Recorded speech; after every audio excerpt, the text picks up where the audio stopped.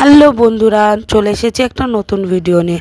এখন আমি টোটোতে করে যাচ্ছি সোদপুর স্টেশন। টোটোতে বসে থাকার উপায় নেই, এত বাজে রাস্তা। মায়ের কাছে মিষ্টি বাবানকে রেখে আমি বেরিয়ে পড়েছি। দেখো, তোমাদের সাথে কথা বলতে বলতে পৌঁছেও গেছি। এখন এখান থেকে টিকিটটা নিয়ে আমরা চলে যাবো বেলঘরিয়া স্টেশন।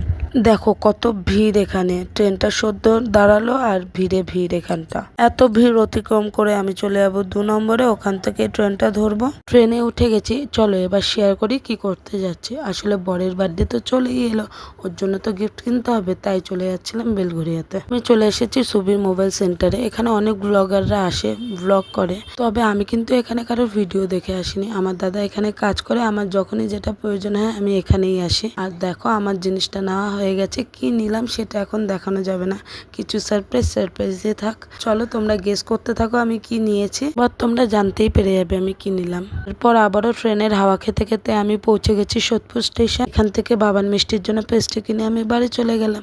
আজ এটুকু, দেখা হবে অন্য ভিডিওতে।